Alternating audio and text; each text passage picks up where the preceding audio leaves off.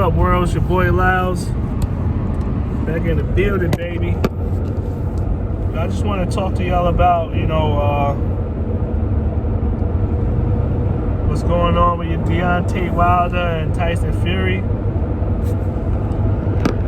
We got part 2 coming up Saturday, February 22nd. It's supposed to be the most anticipated fight of the year. The barn burner is going to be crazy. But I'm not really here to talk about part 2. I really want to go talk about part 1 and what already took place. And what I think is going to happen in part 2 because of part 1. To dive into part 1, a lot of people thought Deontay Wilder lost. They gave him a hard time for basically not showing his boxing ability and just trying to go for the knockout and being too anxious, not taking his time. And they praised Tyson Fury for his boxing skill, his agility, his ring generalship, right? But they also had the storylines. It was Tyson Fury's comeback fight.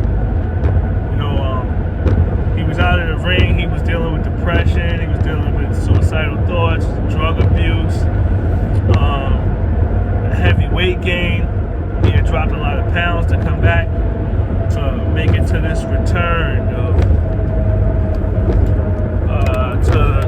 to the heavyweight division, which was a good thing for the heavyweight division. It kind of added a little bit of flavor to it, because you had Anthony Joshua, who was kind of like ducking the fight with Deontay Wilder and killing the momentum. You need the momentum in the heavyweight division right now to keep going forward, not backwards. We can't have fighters in the heavyweight division not trying to fight the best fighters, because there's not many fighters that's at that high level in the heavyweight division.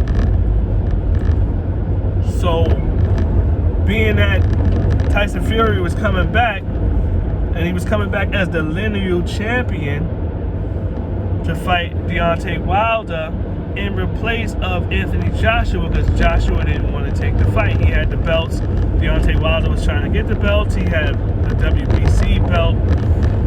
And his thing is one champion, one face, one name. And he wanted to unify the division. But he couldn't make the negotiations with Anthony Joshua, so Tyson Fury stepped up and took the fight. Being that Deontay Wilder was a WBC champion and an American champion, when they had the fight, he was supposed to come to the ring second. That was the number one problem I see. When you do your walkout as a champion, you don't come out first, you come out second.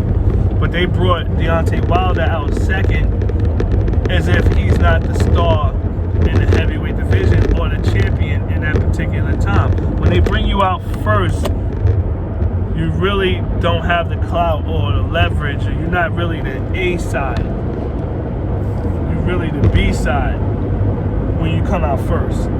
So that was the number one thing right there. Number two, the commentators would sway you towards making you think it was a one-sided fight. So what I did was, when I rewatched it, I made sure I turned off the volume and I scored it round by round, which would be a big plus if a lot of people did that, to actually get a full understanding on this fight. And what I had was, because you hear from Tyson Fury's camp, or you hear from people, they say 10-2. Wilder only won 2 rounds because of the 2 knockdowns. But in all actuality, if you go watch the fight, it really wasn't a barn burner. It was like, there was a lot of dead spots in that fight. It wasn't a real competitive crazy fight. It was more of a chess match, you know. And when you get two top guys, when they come and they fight in these divisions, I mean, it's not division. When you get two top guys in any division that come to fight each other, it's usually a chess match. It's rarely where you get a back and forth like Earl Spence, Sean Porter. It's really never like that. It's more so like Pacquiao Mayweather.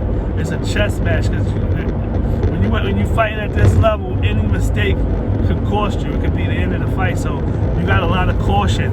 And what I saw throughout the fight with Deontay Wilder and Tyson Fury was they was both very cautious throughout the entire fight. They didn't want to make any mistakes.